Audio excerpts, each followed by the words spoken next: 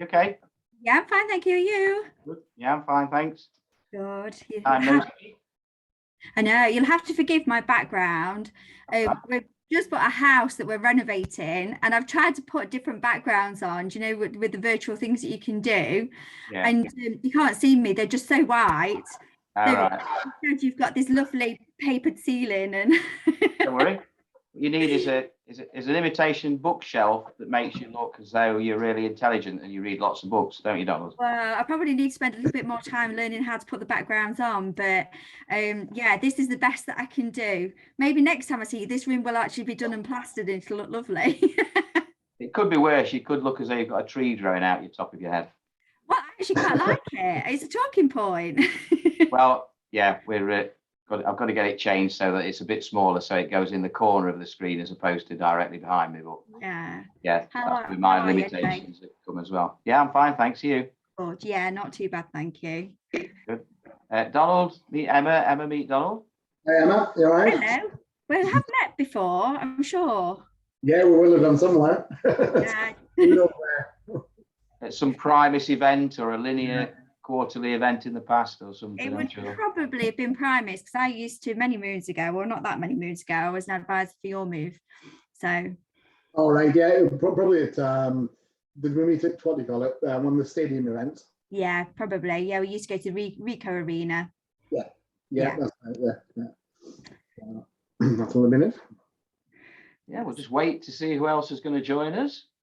So we've just got the one guest today, Donald, in terms of Emma. So that'll give people more time to ask questions if they want to.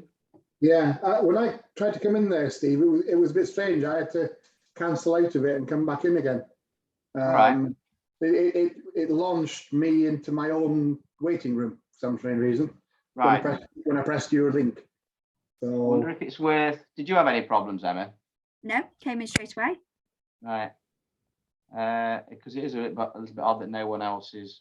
Yeah, no, and I spoke to Lucy earlier. She said she was joining. Yeah. I'll tell you what. Why don't we log out and log back in again?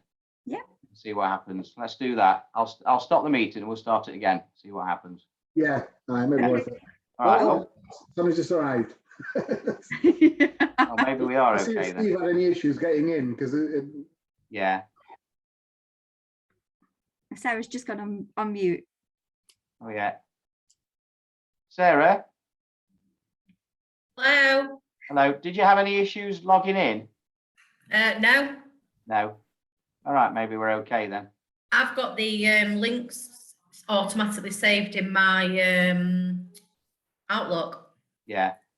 Right. yeah. Right. Maybe we're okay then. If two were okay and one wasn't, then maybe it's just unlucky, Donald. Yeah. No, it just like launched the meeting, and I sat there. I was thinking, there's nobody here. So it's like, okay, I closed it down and try it again. Oh, Kim. Yes, there is. Somebody's just asked. It's now. I'm just going to put the link on the WhatsApp group because a couple of people have just asked on there. Can I just ask Emma a really quick question before you start? Of course you can. Go on, carry on. I'm being really cheeky, Emma. Can you remember your West Brom days? Yeah, vaguely. So do you know if they'll take a bonus that's not been paid as yet? It's due to be paid next month. Is it the first one? Yeah, because he only started in July this year. Is it what sort of profession are they in? It's like it's one of the local steel places in Scunthorpe. Obviously things have changed, so I don't know how they're looking at that now. I would say probably not. I know, that's what I'm coming up against. Everyone's saying the same thing. Yeah, no problem.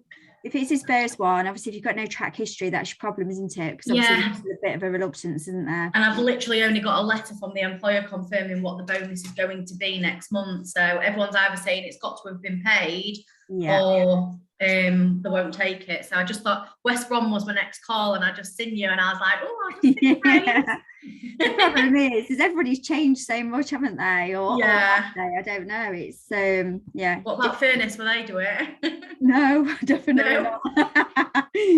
Worth a shot. Yeah. I'd be staggered if anybody had used the bonus. I know, I'm really struggling. It's just that another advisor's told him that he can use the bonus with a letter. Is the other advisor a Walt Disney character? Maybe. I think so, yeah. I think it's called Mickey. Yeah. Yeah. Yeah. I can't believe anybody will do it. I'm not sure anybody would have done it pre-COVID, let alone post. Yeah, this is what I'm coming up against. So I just thought I would double check. But thank you for letting me get on. No worries. All right. Right, well, we'll make a start. Hopefully a few more people will join us, but it is being recorded anyway, so we'll be sent around to everyone else. Welcome, Kim.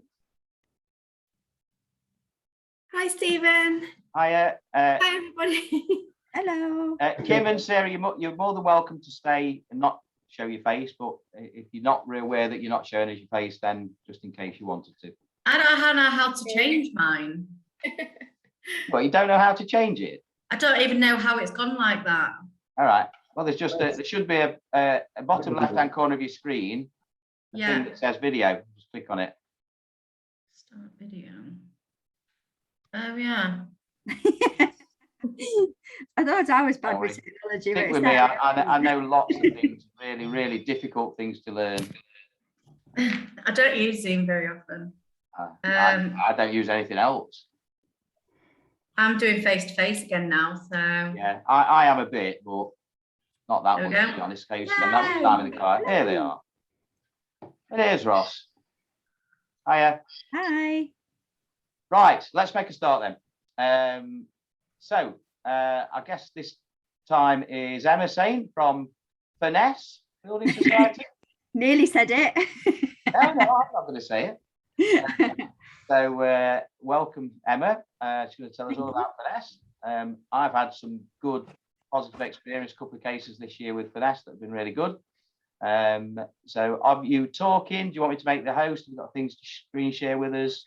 Yeah, I'll do with the presentation, so it covers off quite a lot and it's in a decent format then. Everyone else gets bored of me hearing me say this, but when I make you the host, you must not leave until you've made me the host again. Oh gosh, I don't know how to do close that. the whole thing down. I'm going to do it, Sarah. You'll have to talk me through it. No worries. Brilliant. Well, thank you for having me. I've already apologized in advance to Stephen and Donald, but I've literally just moved house, so just forgive my background because this is a renovation project and I can't get my screens to work. So I've got a really nice Furness one to have as a background, but I can't get it to work. So right, just bear with me. Let me just go into my presentation. So can everybody see that? Not yet. No. Is it not shared? It says you've started screen sharing, but there's no sign of a presentation yet. There we go. Aha. Coming now. Perfect, lovely.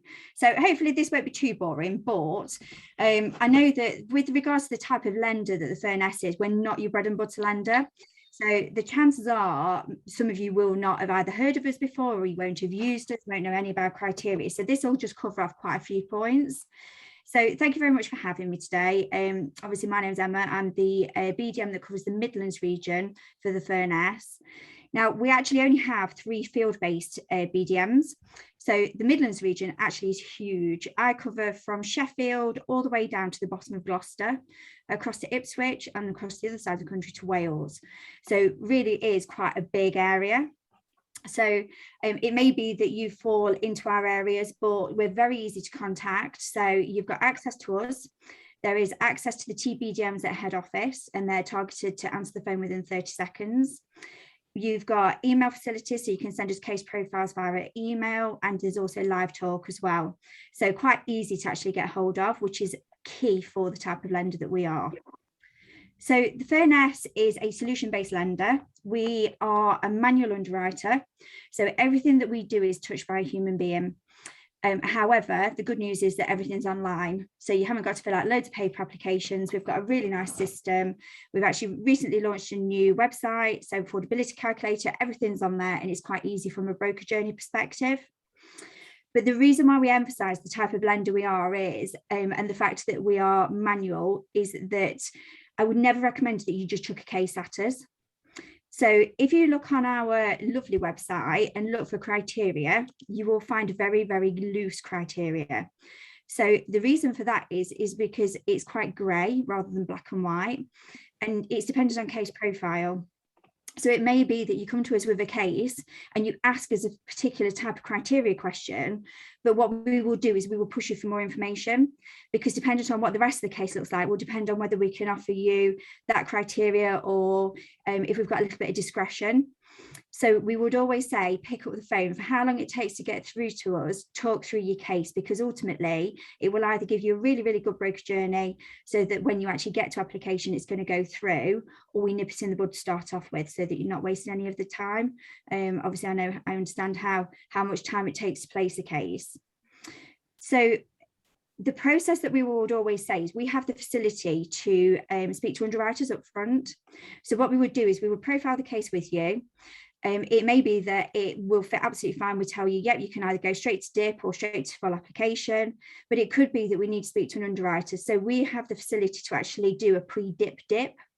So we can actually send over accounts, credit references, pay slips, literally anything that needs to go over. We can send that with a case profile, given the fors and against of the case, and we can actually get it pre-agreed. And by following that process, it means that when the case actually comes into us, it's already been seen. So what we would do is we would get the application reference number from you. We would give it to the underwriter who's pre-agreed it, and then it would fly. So as long as the valuation is okay and there's nothing hidden. So it's a really nice process.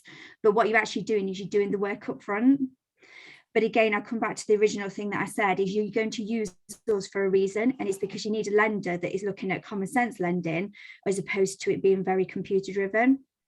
So for example, a decision in principle, it's a soft footprint. We don't have a scorecard. So literally we are just pulling back the Experian file and we're looking at it to make sure that it fits. But by doing all the legwork up front, it just means that you are going to probably get a better decision because we understand the case in more detail. So that just covers a little bit how you would use us and what we look for when it comes to us. Just so you know, our current status, I think it's application to offer time is about 18 days. You can cut that down massively by doing that legwork up front. So hopefully it's not too bad. So we've got lots and lots of different USPs, different criteria. So I'm just going to skim over the first one. So this is actually really key to our business. We are big players in self-build and custom build. And in fact, we've got a big thing at the moment. Obviously, there's the new government thing, the Help to Build scheme. So we're going to be supporting that in the not too distant future. However, you can't access it direct. It has to go through build loan.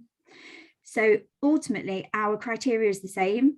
But if you've got specific questions around how it works, you're going to get more information from Build Loan because they're the experts in that type of mortgage product. So we can guide you, we can put you in the right direction, go through case profiles, but ultimately it would still have to go via that route. So one of the first USPs that I'm going to come to is interest only. Some of this is quite standard across the board really, but we do interest only. We're very good at interest only, and we will offer up to a maximum of 70% LTV. That's if you're using a standard repayment vehicle, but if you're using sale of property, then we can do it as long as there's a minimum of 300,000 equity.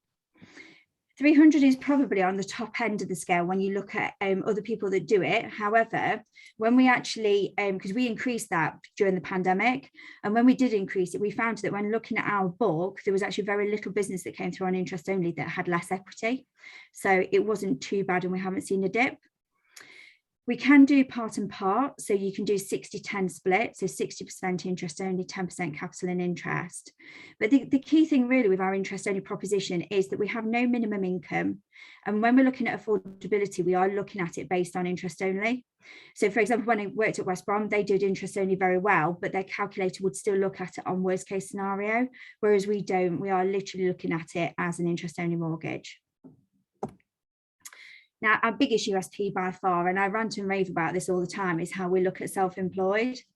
So I personally think that smaller building societies, smaller lenders have held their own during the pandemic.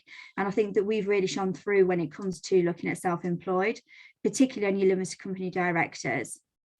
So the biggest USP that we've got is that we don't look at salary and dividends. We look at salary and profit before tax. So ultimately a dividend shouldn't be taken from the business if the pre-tax profits aren't there. But you've got a lot of customers out there that potentially don't take all of their income. So they might take the minimum amount of income from a taxation perspective. We've seen ones before where their income is either massive and they don't need all of it, or they could have a portfolio in the background and they're just using the income from the portfolio. But by using profit before tax, it just makes your affordability so much bigger. So you've got more opportunity to get bigger lending figures. But I suppose really what I kind of come back to as well is when we're talking about COVID is we've got no written rule. So we will lend to self-employed on a 95% mortgage. That's not a problem.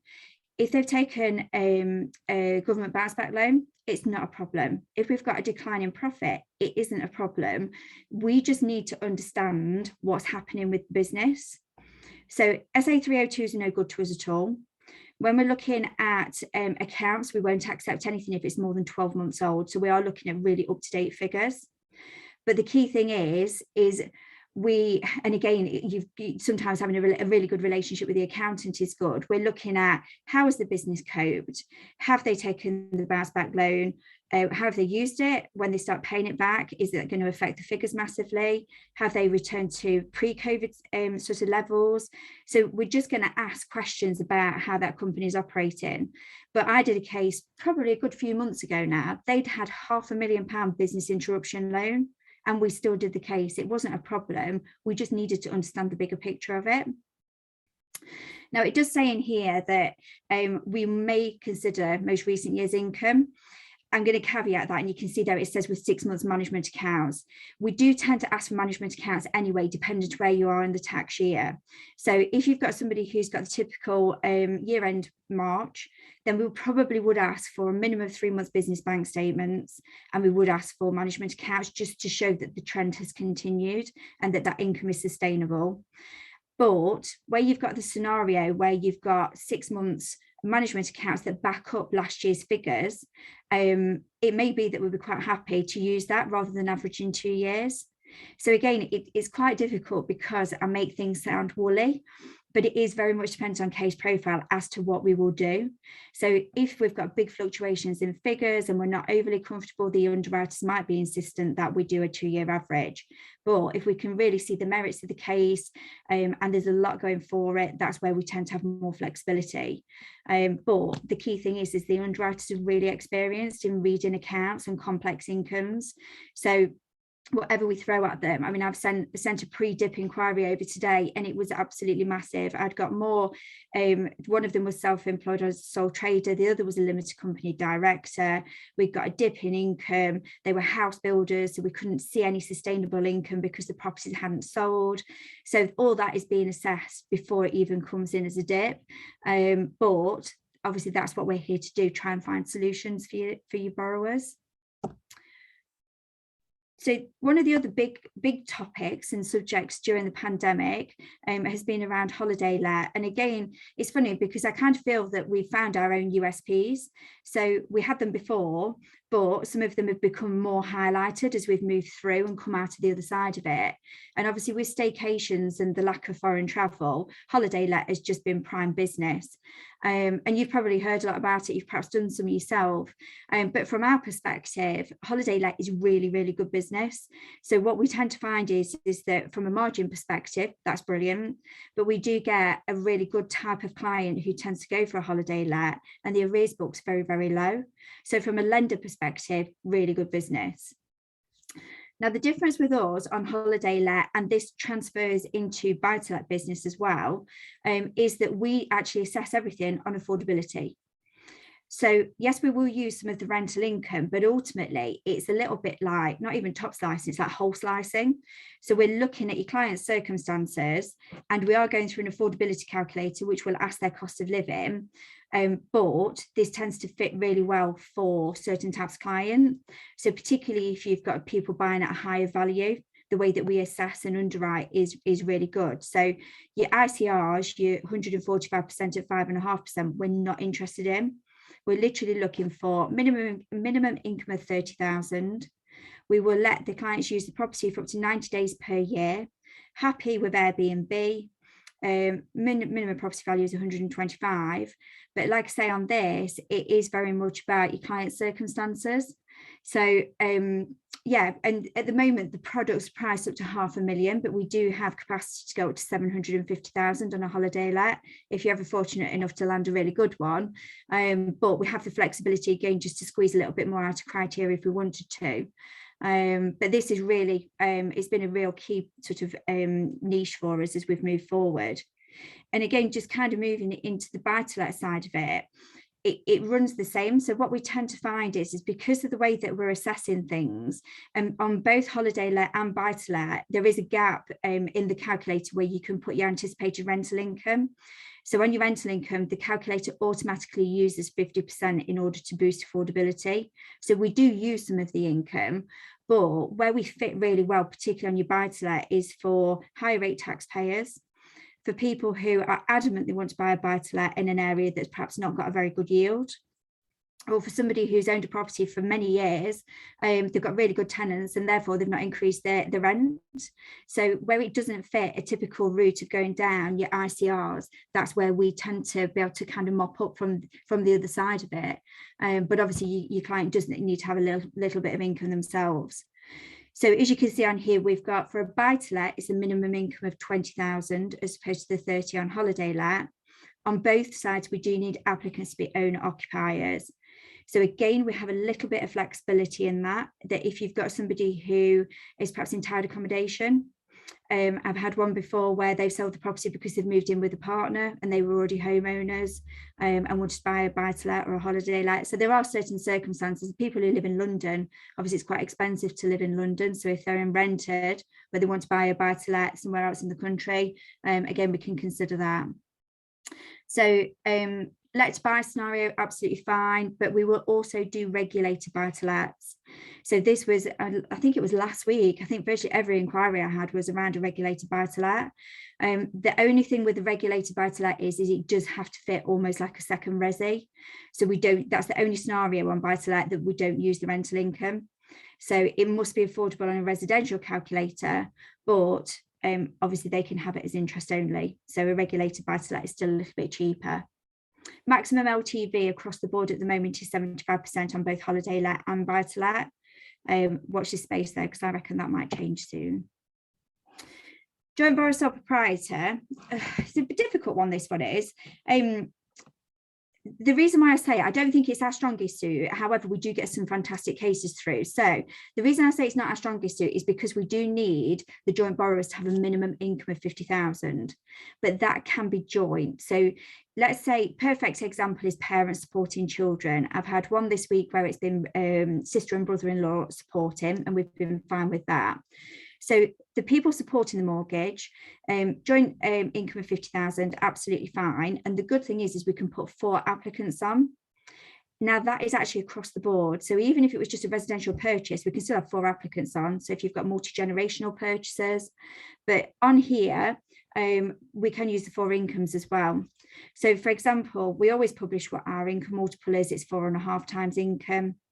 If your first 2 borrowers, we would do 4.5 times income, and then your second 2 borrowers, we would just do 100% of their annual income. So we will take it into consideration. And with us, I know that there's some lenders that you need a clear strategy to release those supporters from the mortgage. You don't necessarily with us.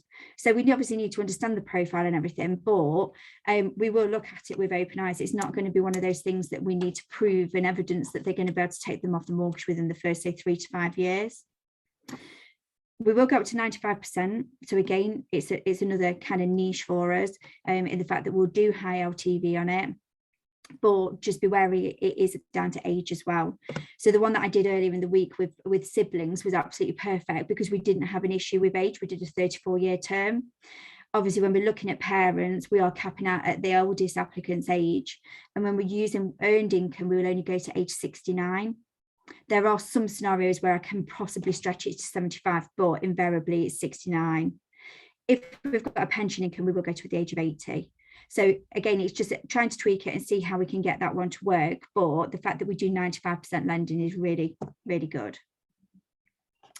Short-term lending, I think that this might become a little bit more popular. It's a brilliant proposition. So basically, it's an alternative to bridging finance, and it's cheaper. So what we do is a short-term lending proposition is 60% LTV. There's no ERCs on it. The interest rate is currently 4.64%, and there's £1,000 arrangement fee on it. So when you compare that to bridging finance, it is cheaper. It's a 2-year term. There's no extension on that, and it's interest only. But where this fits really, really well, so I'll give you a couple of scenarios. Fallen sales. So if you've got a chain that's broken and somebody's adamant they want to buy this property, naturally, when you look at the LTV, they've got to have a little bit of something at the back of them. So either a lot of equity in their existing property or being unencumbered. But basically what we can do is, let's say we've got somebody who has got a property that's worth 400,000 and they're buying another property at 300,000. That gives us £700,000 worth of property, and we can do 60% against both of them, so we can cross charge. It is subject to affordability. So obviously we're not going to lend the money to them unless they can afford it.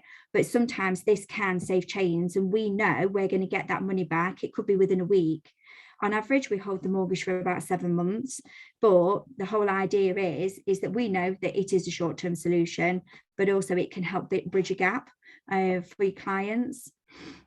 So I've had scenarios before where we've had somebody downsizing. So lived in London, moving to Norfolk. They were an older couple, didn't want to do the move in one go, and they wanted to decorate the bungalow before they moved. So this short-term lending solution was ideal. They weren't even on the market on the property in London, but they were able to complete on the property in Norfolk and move in their own time, which, because they were a bit older, was a nicer thing for them to do. It took the pressure off of them. And then we've also had other ones where properties have come up in an area which is ideal catchment for schools. They don't come up very often. The other people, they're not on the market. So it's literally like, I need to find a short-term solution so I can proceed with this property, and then I can get mine on the market afterwards. So it's just an alternative, but can work out a little bit cheaper in the long run. So retired applicants, I've already mentioned that we go to the maximum age of 80, and we've already talked about interest only. The reason why this slide is in here is because of SIP income. Now, I genuinely don't know whether you've come across it before. I know as an advisor, I didn't. However, when I started working for the Furness and actually looked at this criteria, ours is a little bit different to everybody else's. And again, I've actually looked at a case this morning where we're looking at using pension funds. So a SIP fund is effectively, it's a type of pension, but what we will do is if somebody has got one of these funds, we'll take 5% of the SIP fund for affordability purposes. And the difference with us is they don't even have to be drawing on it. So if your client is 55 years old and they've got a big pension, and it does happen. I had a chap who'd sold his business. I think he put about £2 million into a SIP fund, had quite just a normal salary coming in, wanted to borrow quite a bit of money, and we were able to use 5% of that SIP fund, even though he wasn't drawing on it. So again, it's another way of boosting income and affordability. And the one I've had through today wasn't actually in a SIP fund, but when we looked at the wealth statement, so the statement from the wealth manager, I think they've got £1.7 million in assets, and our underwriters are prepared to use 5% of that, even though they're not drawing it. So all of a sudden, the affordability just becomes, it just opens options quite considerably. It's been nice if we all got those size cases, but and then last but not least, oh no, sorry, we've got one more after this. So looking at higher lending, or higher LTV lending. So we have gone back into 95% lending. Again, this is probably one of the niches that is kind of developed over the course of time, because not only do we do the 95% lending, we do it on pound for pound remortgage. We've already talked about joint borrower sole proprietor, but we actually do it on new build. So with the change of the Help to Buy scheme, the fact that we are able to do 95% on a new build house is fantastic. The addition to that is that we actually will do it on a let to buy scenario as well. So if you've got a client who's got a property, they want to flip that onto a buy to let, or they're going to get consent to let, they found a new build, they've only got a 5% deposit, not a problem. We'll treat the existing property as self-financing, and then we'll do 5% on a deposit on that. So there's quite a lot of flexibility. What we try and do is kind of keep our range open to everybody up to the highest LTV that we can, and not make things overly complicated. So as long as it fits affordability, you can mix the schemes as well. I've had one before that was a joint borrower sole proprietor, concessionary purchase, high LTV, and I think it was a new build as well. And it kind of actually brought everything into one, but we were still able to do it. So now, last but not least, is the remortgages. So I've already mentioned, again, some of these kind of overlap a little bit, but we'll do pound for pound remortgage up to 95%. If there's any element of capital raising, we do cap it at 90. So happy for capital raising for home improvements or deposit on an onward purchase. Just bear in mind, though, that when you look at the size of us as a lender, you probably will expect that we're going to need evidence. So if we were capital raising for a deposit on an onward purchase, it needs to be simultaneous. We won't just let them put the money in the bank. So we need that to happen. Home improvements, we do tend to ask for estimates. We'll do debt consolidation up to 80%, and that's a maximum of 30,000. The good thing with that is that you don't have to count what's being repaid into your affordability. So again, just trying to find ways of increasing affordability. I have got it through before, so there's perhaps again a little bit of flexibility with that. If you can evidence that the that the debt consolidation is for home improvements, or that's what it's been spent on, we might be able to shift away from that 30,000. I got 100,000 one through. Don't get me wrong, it wasn't easy because we had to evidence that they spent £100,000 on the property, but fortunately the clients were really, really good in the fact that they kept spreadsheets. So we did that, it wasn't a problem. And we also do day one remortgages. Don't do masses of these. There's been a couple that have come through recently, but just bear in mind that day one remortgage would probably work really, really well for somebody who's perhaps gone to auction, bought a property, done it up, want to raise the money back out. We won't allow them to do it to replenish funds. So if you had that sort of scenario, that wouldn't work for us, but perhaps where a property's kind of been shifted quicker or repaying parents, that sort of thing would be absolutely fine. So that probably brings me to a close, and is a whistle-stop tour of the Furness, and quite a whistle-stop tour. I know I speak quite fast sometimes. So has anybody got any questions? Any questions for Emma, anyone? I think you covered everything there, so. Yeah, it's quite a lot of information to go into one. I mean, what I'll do, Stephen, is I've got like almost like a bullet point of USPs. Yeah, so send it to me. Probably a little bit more in depth than that, but it covers things like section 106 because we'll cover that. So yeah, if I ping that over and then you share it with the rest of the team, yeah, no worries. Yeah, that's great. Thank you. Lovely. So, Emma, if I can ask you, if you hover over the right-hand top corner of my screen, there's 4 little dots or 3 little dots. And if you click on that, it should say make host. Yes. See, you learn something new every day, don't you? Yeah, that's it. So that's how, when you leave in a moment, oh, Donald's going to say something, I think. You don't lose it. Yeah. Quick question. I might have missed it, Emma. Just on buy to let. Do you have a minimum property value? 75,000. Right, that's like I've got a northeast based firm, and they're struggling a bit with some of the property values.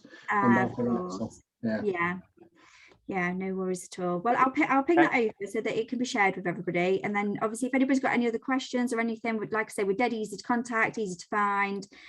So yeah, hopefully you might, like I said, I know that we're not your bread and butter. You're not going to use, you might use us once a year, twice a year. I do have a broker who uses every week, but it's just having the Furness in the background thinking, oh, actually they might do it, and knowing what support you've got. So any of those cases that you have on your desk where you think, I'd lend them my money, why can't I place this? Just talk through it. We might say no, but we might surprise you as well. Great. Thanks very much, Emma. Thank you for having me. Take care. Bye. Nice to see you. Take care. Right, a couple of quick things from me, guys, before I pass over to Donald. The good news is I'm not going to go through this, but just to show you, we had the latest compliance update a couple of weeks ago. If you haven't seen it, please have a look. Because it's important. It has got some bits around court as well: mortgage fraud, whistleblowing, impersonation fraud, all dodgy stuff, complaints, and then the court bit, which is the bit, to be honest, I'm most interested in. So don't miss that, whatever you do. If anybody can't find it, then just let me know and I can send it out again. Lastly, we've done loads of these, but we're going to keep doing them.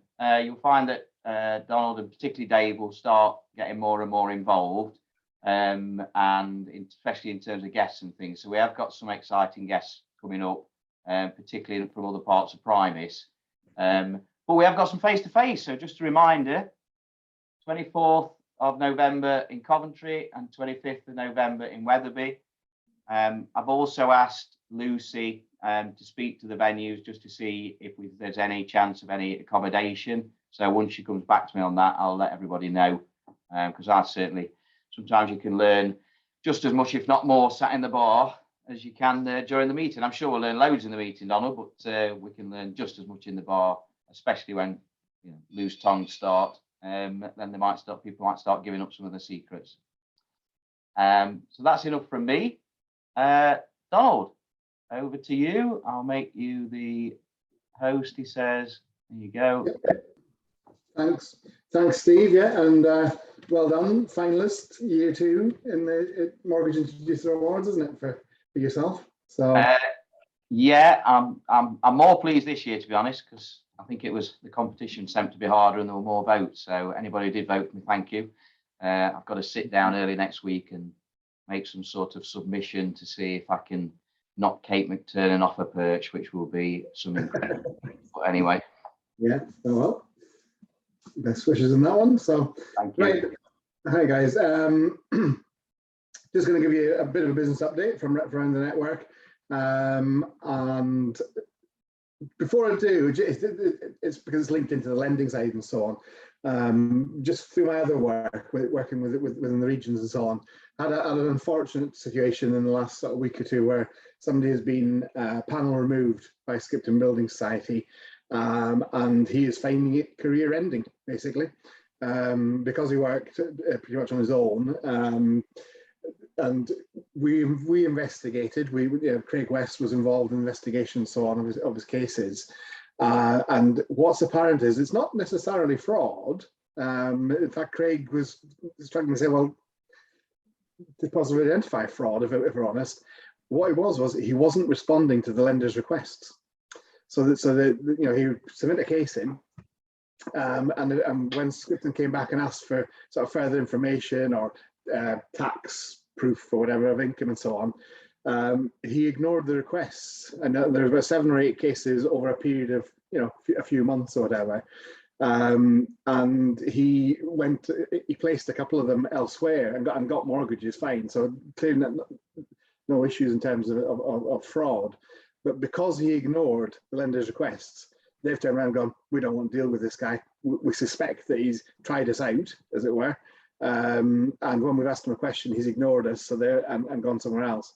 So therefore, we don't want his business anymore. And they won't listen to an appeal. They've just said that's it. Very naive in terms of him as an advisor, I suspect. But I've had him on the phone this week asking me, anything I could do to help, and I've sadly had to say absolutely not. Primus can't help anymore. We asked whether we could appeal, and we were denied. So just a simple one, really. If you're in a situation where you've got a lender asking for something and it's like you forget for a day or two, or you move the case on, always go back to the lender, tell them, if it's it's not going to work, the bonus didn't come through, whatever it might have been. Yeah, don't ignore a lender inquiry. I'm sure you won't, but I just thought worth sharing, because essentially this guy, he now knows he's got no chance. He's phoned a load of smaller networks on my recommendation, and they've all said, no, not a chance. They won't take him on either. So a bit of a sorry situation for the lad, and just a wee bit of a salutary warning for everybody, really, that don't ignore a provider, because when they ignore you, that's it, you're finished. So anyway, on to more favourable things. So let me just share my screen. And as usual, I'll ask you to confirm that this presentation is showing okay and not showing you like the next screen and so on. Can you just see DF Business Update on your screens? Yep. Yep, good stuff. Right, so this is the sort of the dashboard that goes around the network from Tony Smith as the Chief Operating Officer, based on the beginning of this week, showing where we are sort of running into the last week of the month as an absolute overall, Primus and so on. So pretty healthy, but on the application side, looking like a very good October. And I'm sure you'll have seen some of Richard's emails going out too, saying there's record months happening in places. I do think it's not blanket necessarily. I think we're seeing lots and lots of really good results. But I would say, essentially the network's tracking towards a normal expectation as opposed to blowing it out of the water. Completions going well. Mortgage completions looking really good, and protection completions alongside those as well. So still out there. There's not been too many Santa words bandied around yet, so I think people are still at normal. But obviously we've got half term right now, and maybe that's having a little bit of an impact towards the end of the month too. But reasonably good. Reasonably good month is building there. Just looking at today and where we're at comparing, and we exclude Embrace from this as well. We don't have Embrace, the estate agency AR involved. But you can see from that, looking across, we're performing to the same sort of level as September, and also versus October last year. Protection just a little bit off in terms of where we were last month and last year, and on the completion side, looking pretty good, as you'd expect. The completions for mortgages in October post the stamp duty stuff were looking pretty strong, and positive on the GI as well. I have actually noticed that, again, more from regional side, a little bit of an uptick in general insurance business. It looks like people are switching on to, yep, that's something we need to do. And obviously we've got Ash supporting Steve and Matt in Linear and others who do a bit of general insurance as well. So good, positive one to see that's looking good. In terms of Linear, where are we at? Very, very similar picture, albeit the protection is actually quite a way ahead of last October in terms of applications, as is the general insurance. So very, very, very positive on the insurance side there. In terms of the mortgages, they're thereabouts versus last month and versus last year.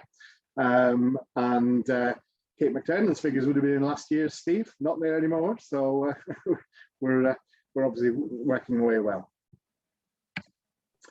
In terms of where does Linear sit now within the network overall, very proudly. So in the month of October on applications overall, so this applications count, okay, so number of mortgages, number of protection, number of GI and so on. Fifth in Primus out of 900 firms, so in a nice strong place there. And also on completions month to date, even better, yeah, because that's where the money eventually flows into you guys, into your pockets. Linear is in third place across the whole network, so a nice strong place to be. Looking at year to date, okay, so this is paid year to date, and again, over 2 million's come into Linear to be passed out to all you as advisors, which is brilliant. It'd be really nice to see, because there's not a lot of difference between 6th and 5th there, where we've got Trinity, massive London high net worth, big mortgage firm, and Bespoke Financial Group, who you'll see linked in Lee now and again, no doubt, Lee Flanagan. There's him and Terry combine their results. So across that number, you're probably talking about 60, 70 advisors all in doing colossal volumes on protection. I would just love to see Linear do a little bit of a leapfrog over the course of the next 2 months on paid on to get to the top 5, or even into the next levels up to top 3.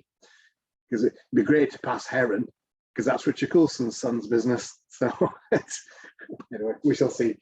But well done for everybody that contributes month in, month out. There's some very good results coming through.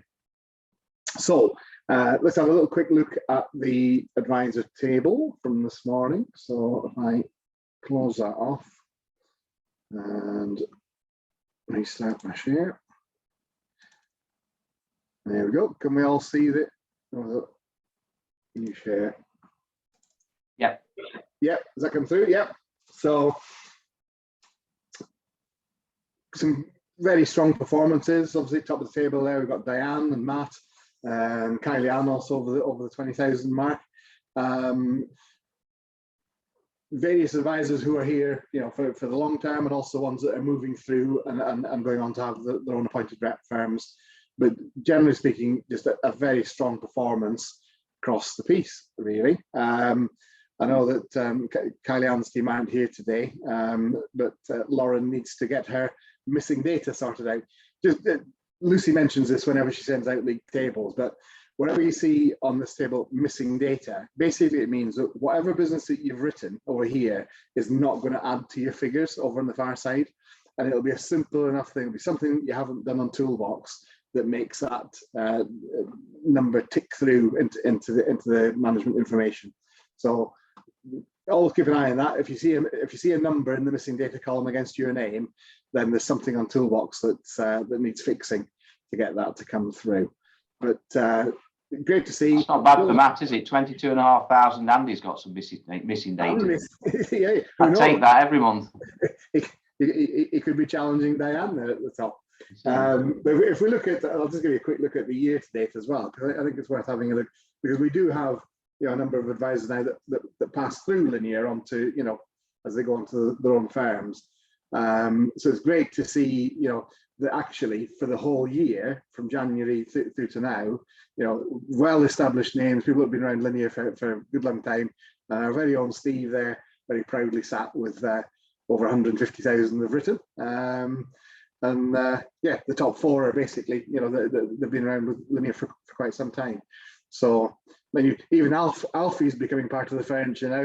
He joined intending to have his own firm, and he's still with us from a year ago. So he's doing well too. And nice to see like Claire on there too. But hopefully it gives you a nice picture, and you can see if you think back to the figures that I showed on the page, which Sarah's on there as well. She's not far much further down below than me, are you, Sarah? There you are, Sarah. Yes, there you go.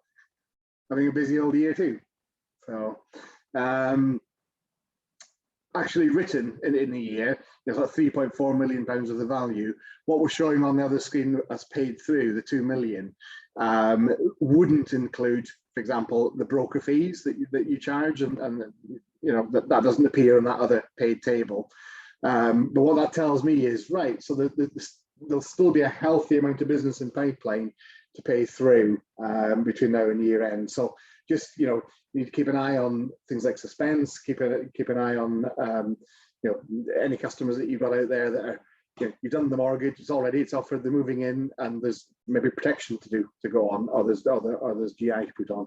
Just keep an eye on those sort of things, and I think we can have a nice healthy end to 2021, and continue lining things up for the next year. So I'll stop that for now. Has anybody got any questions they'd like to ask me about anything about Primus or anything you think I might know? Feel free to ask. We've not got time to ask you about everything you know, Donald, but some people might have some questions that are specific. It'd be a small book. Anybody got any questions for Donald that they're prepared to ask publicly?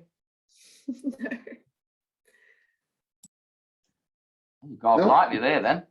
Yeah, I did, didn't I? So, I mean, to be fair, going forward as well, you're going to see more of probably of Dave than of me, I guess, in the coming months, because I've got other distractions too with regional work. But it's I like to dip in now and again. It's nice to be involved, and definitely looking forward to meeting up at the events that we'll have at the end of the month.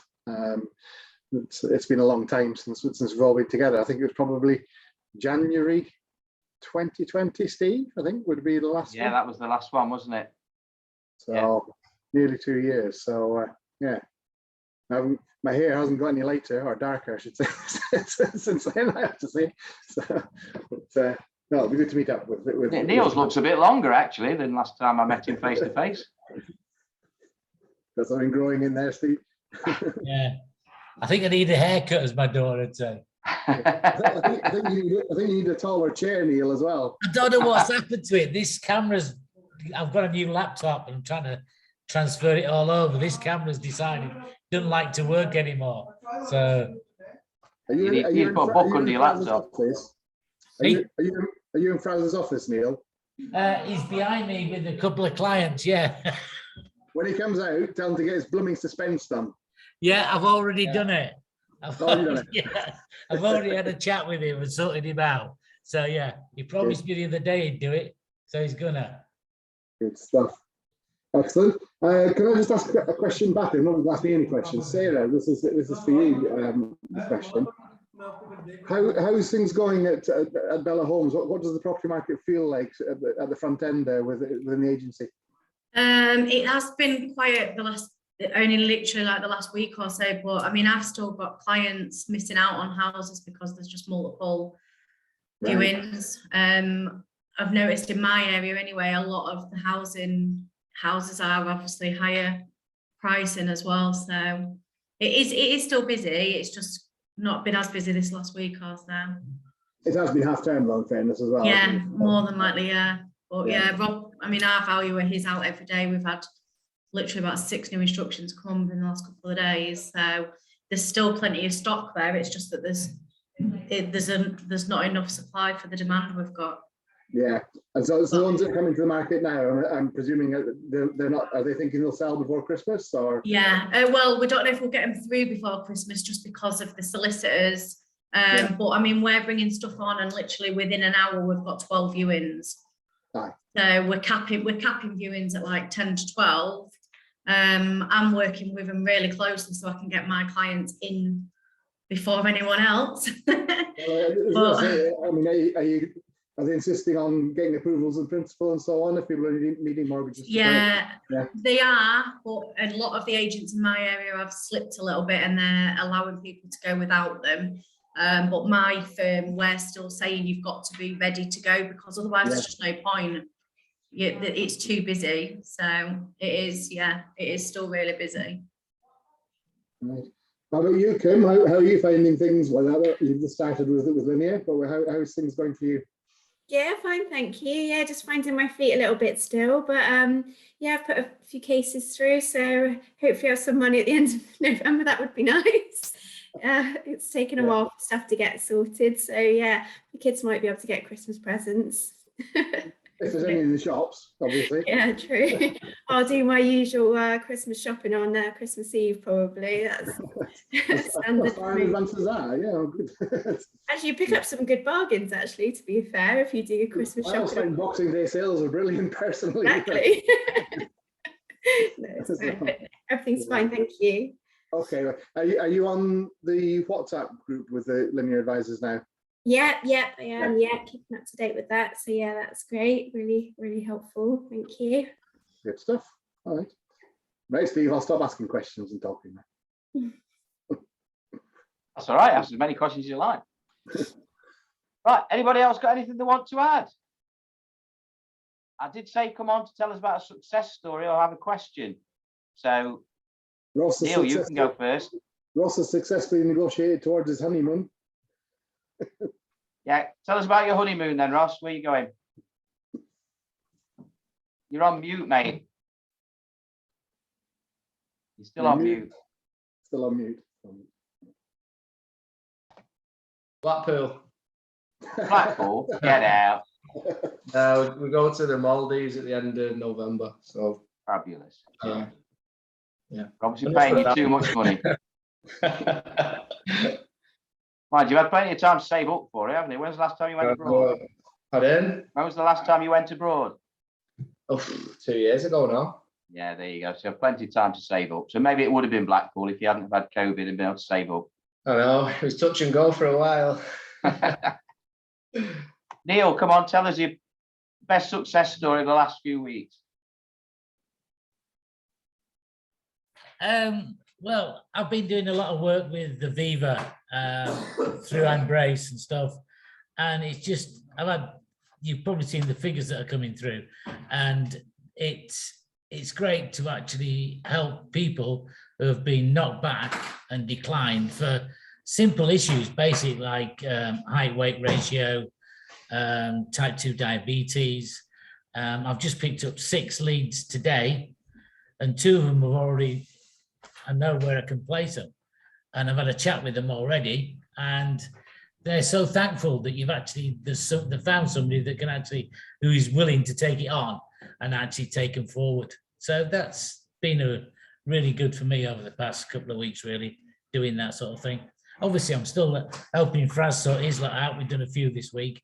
But yeah, it's that sort of thing, just helping people that have had a little bit of a knockback, and just finding people that will actually look at them, especially the Exeter. They're very good at it. Yeah, I must admit, I had one the other day, again, declined by everyone, very high BMI, nothing else really, but I emailed the Exeter and came back within a matter of a couple of hours, giving me indicative terms. And because the BMI was really high, CI wasn't on the agenda, but premium wise, the clients will accept it because they wanted life and CI anyway, so it'll still come out a lot cheaper than life and CI would have done on standard terms, even with the loading on life. And at least it means that they're both protected then, because the mortgage we're applying for is reliant on both their incomes. Yeah, I mean, I had a guy who was about 5'7", just short of 21 stone. And I managed to get him life cover with a rating. Premium came in at about 35 quid. Exeter gave him income protection. That was about another 35 quid. And he was happy to pay it. And yeah. I joked with him that at his weight, he would be happy to pay it. Yeah. But, you just got to expect, help them along the way, tell them what to expect. And as long as you're within reason, they'll accept it. And but it's great to actually get it. To actually, I don't think he was expecting anything. And then get both life and income protection for a single lad who's just buying his first property. He had to do life because he didn't want to leave his parents any debt. So that's why we put the life in place, but mainly income protection. Yeah. So, and I think what that does, to be honest, Neil, that, most of the advisors probably who are on that league table get most of their kicks from placing a mortgage when they're struggling to place it somewhere. But actually what you're talking about there is at least as satisfying and probably more important than, one of us placing a mortgage and somebody leaves. To actually get that protection, and I mean, they're better off if something goes wrong and protected properly, is equally as important, if not more so. Well, yeah, I think in the end, I'm talking to people all over the country. I've got a few going at the moment in Scotland, a couple in Northern Ireland, down south, a couple over in Wales. It's all over the place. So I'm getting it from a number of different advisors, and it's not really as many as it should be, to be honest. And we're trying to sort of show that we can do it, and that Linear is a good place for him to come and speak to us. But I've just spoken to one who's a guy who's a charity worker, and he spends a bit of time abroad. Aviva won't touch him, and there's no real issues, to be honest. He's just going out of the country for a period of time to deal with charity stuff. So, that's not going to be a hard spot to get done, No worries. Thanks very much, Neil. Can I just quickly ask, do you source Exeter through Solution Builder, or do you go direct? Source it through Solution Builder. Source. Okay, just because I've got a client who's been declined IP and another client who's been declined life because of heart problems. So I'll check in with them then. Well, if you look at Exeter's real life policy, that is specifically for people with type 2 diabetes, heart attacks, strokes, stuff like that. As long as it's been a few years, they will do it. I basically go directly to them and speak to the underwriters and deal with it that way. Yeah. So I just basically look at, I do use Underwrite Me. That gives me an idea of who will, who won't.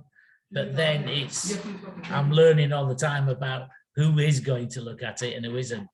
But it's good. Exeter will go for, especially on the income protection, they will go for high BMIs as well as on the life side of it as well. So that's Thank what you. it's got. All right. Thanks, Neil. Okay. Anybody else got any success story to share with us? conscious of the fact we've come to 3 o'clock, so the rest of you might end up getting off scot-free. No, we'll let you off then. Have we got one more? Yeah, I think we'll have one more of these before the face-to-face ones. That's right, isn't it? In a couple of weeks' time. So I look forward to speaking to you all then. Okay, cheers. Thank you, everyone. Cheers. Thank you. Bye. Bye. Bye.